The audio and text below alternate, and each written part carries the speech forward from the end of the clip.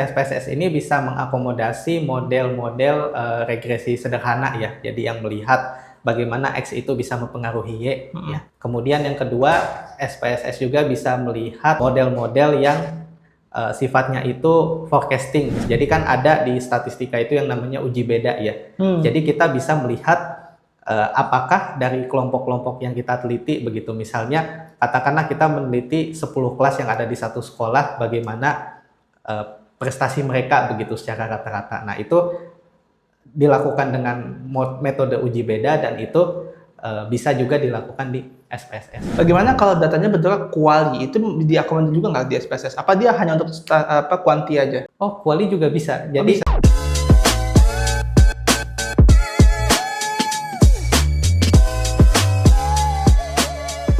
Oke, teman-teman semua, ini adalah podcast pertamanya Sekolah Stata dan kita akan ngobrol-ngobrol di podcast ini seputar dunia statistik, software, tools, penelitian, akademik, dan banyak hal-hal lainnya lah yang akan kita bahas di podcast kali ini. Berharapnya kita bisa menjadi insight ya buat teman-teman semuanya supaya bisa memahami tentang tools penelitian, tentang statistik, tentang akademik, tentang data-data, dan sebagainya.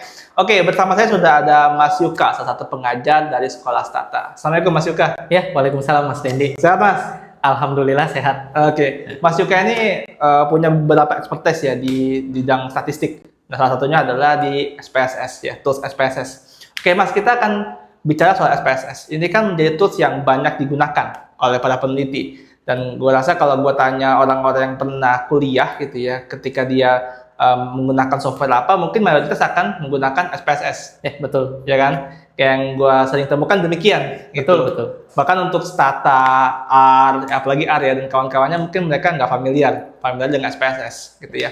Nah, sebenarnya kalau boleh dibedah nih, SPSS itu software yang seperti apa sih dari Mas Yuka sendiri melihatnya?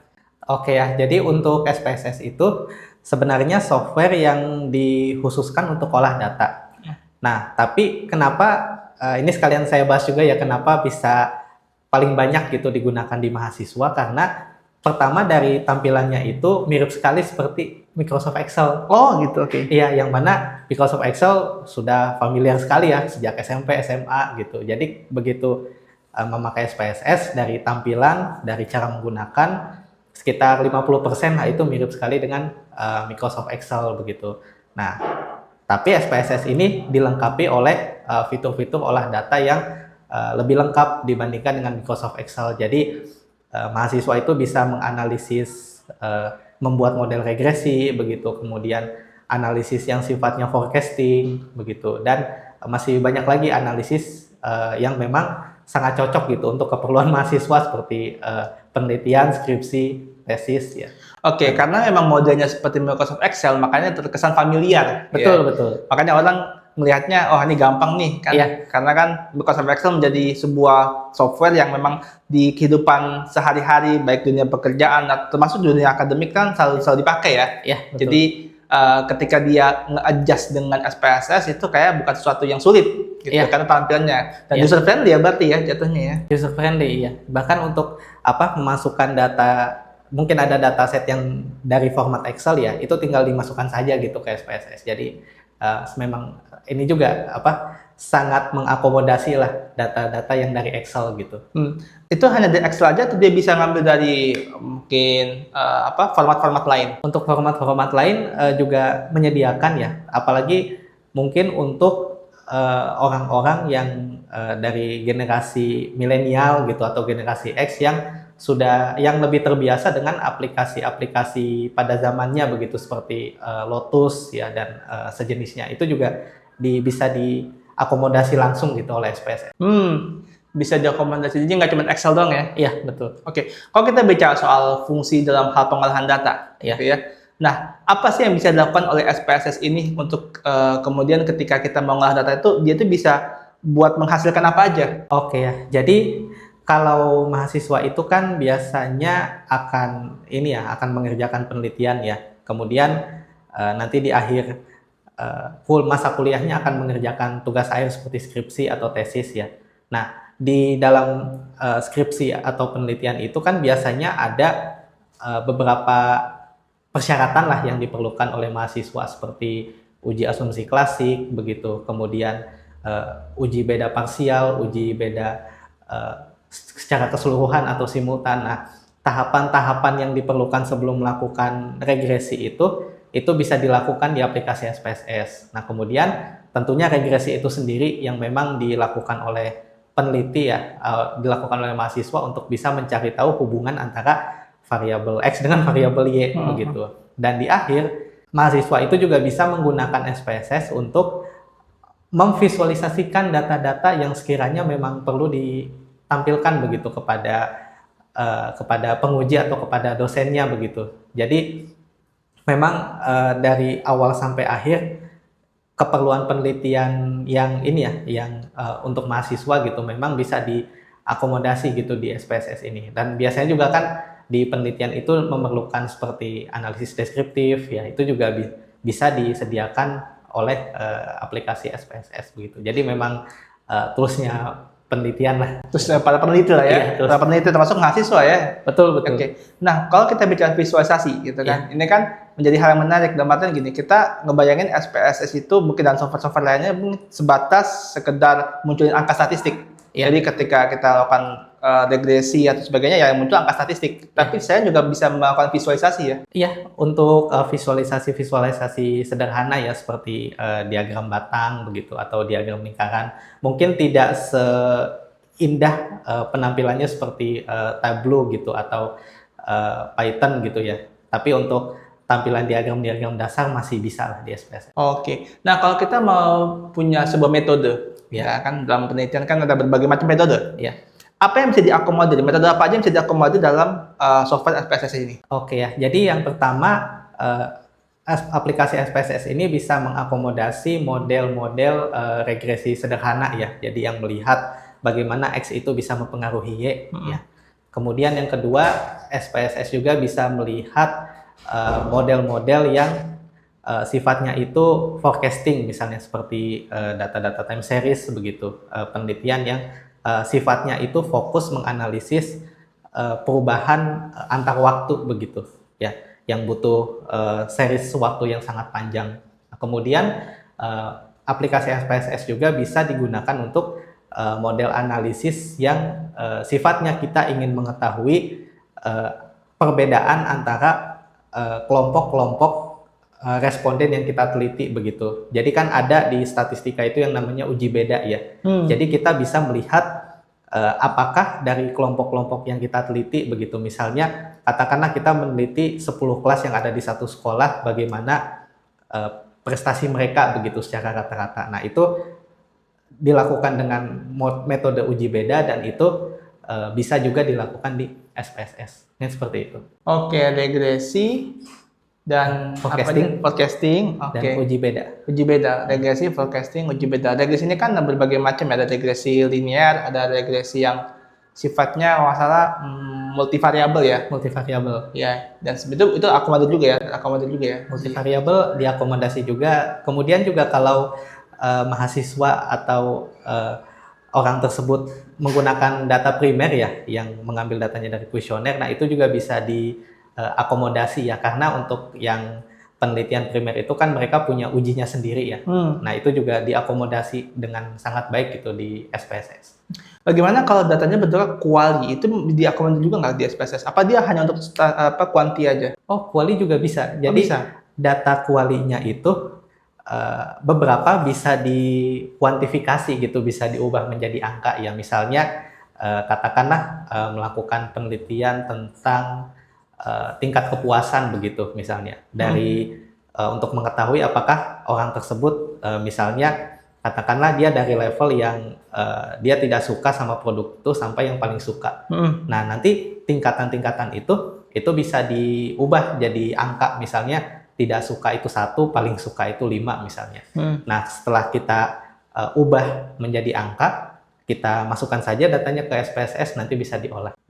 Kita ubah angkanya itu pas di mana? Pas di software-nya apa pas di luar dari software SPSS-nya? Di SPSS-nya juga bisa ya, kalau kata-katanya masih ini ya, masih singkat ya, tapi kalau misalnya mungkin bentuknya isian singkat gitu dan lebih nyaman di Excel, itu juga bisa dilakukan di Excel dulu begitu, karena memang aplikasi SPSS ini untuk apa ya, kalau kata-katanya terlalu banyak gitu, itu nggak seringan Excel aja sih prosesnya. Kalau agak rumit kata-katanya mungkin lebih baik di Excelin dulu aja ya. Iya gitu. Oke.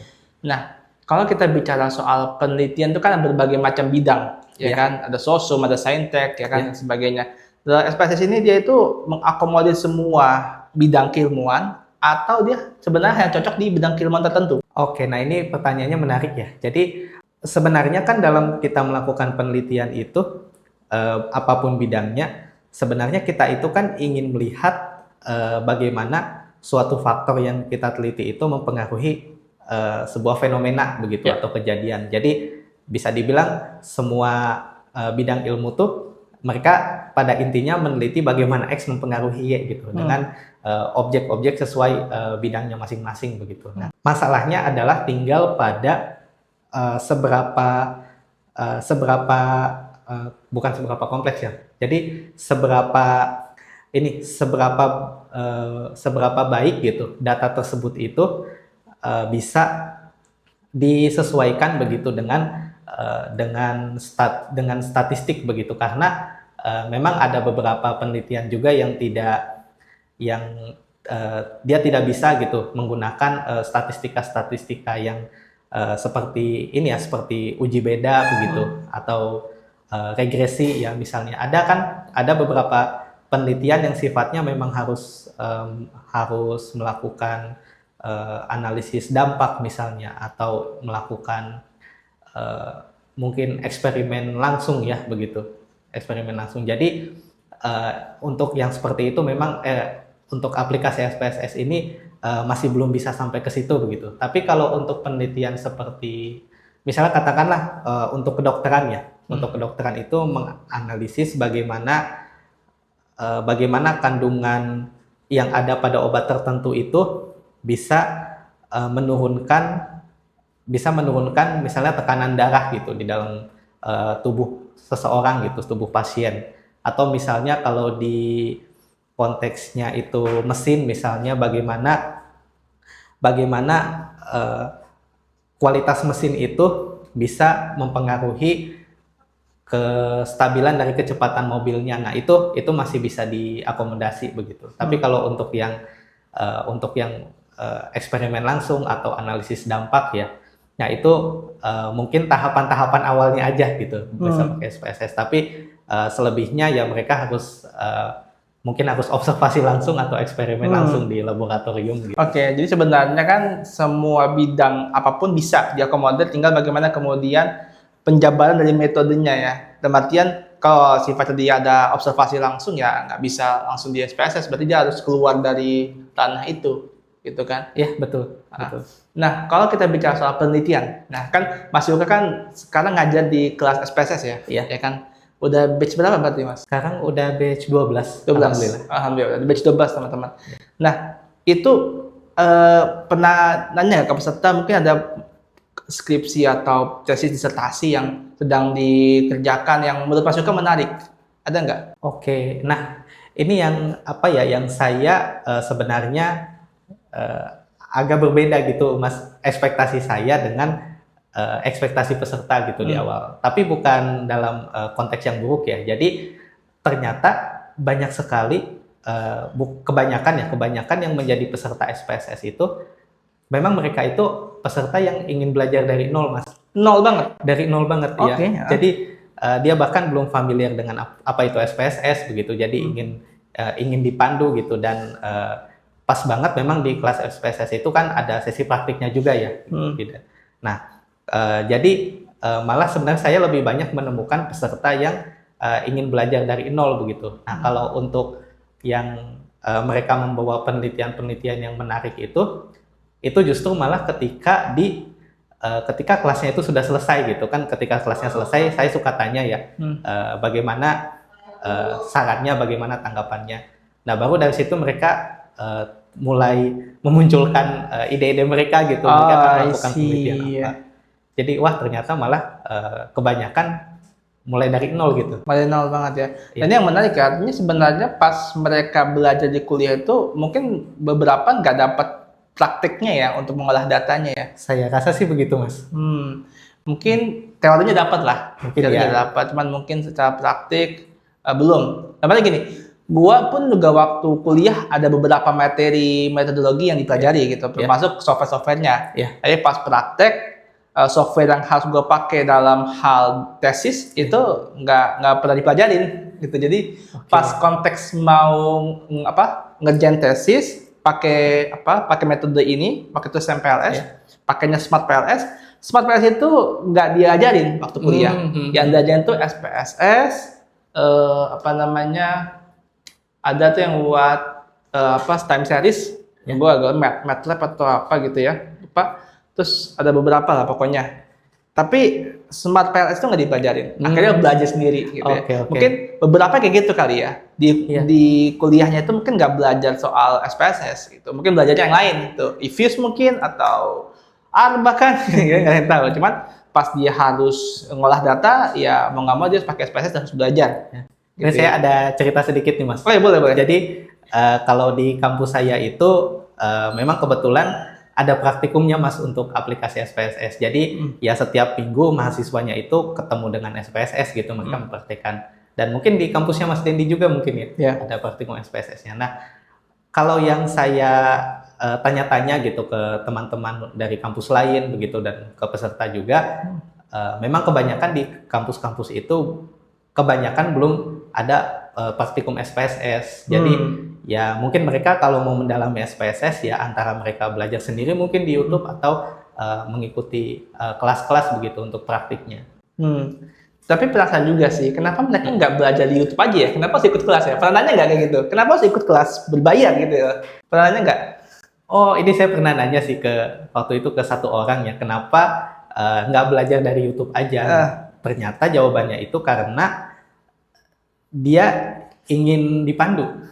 Ingin dipandu. Jadi dia merasa ya meskipun di YouTube dia bisa pause gitu, terus dia ikutin gitu, tapi ada beberapa hal gitu yang mungkin jadi pertanyaan gitu di kepalanya, dan kalau di YouTube itu kan nggak bisa kita langsung bertanya langsung dijawab kan. Nah, jadi itu sih katanya. Jadi dia memilih untuk akhirnya mencari kelas-kelas yang menyediakan praktek SPSS. Iya, dan memang kalau kita di YouTube kan nggak bisa kita komen bisa, ya kan. Cuman apakah dia langsung dijawab kan belum tentu. Ya. Kalaupun jawab juga mungkin kadang kurang memuaskan gitu ya, belum menjawab gitu. Betul. Kalau kita ikut kelas, kita langsung dibimbing, langsung bisa tanya persoalan yang memang kita spesifikkan gitu ya. Kita punya masalah spesifik, kemudian kita tanyakan kan ke mentor kan. Apalagi kalau di sekolah startup itu ada grupnya kan ya. Bisa tanya-tanya di grup juga ya. Betul.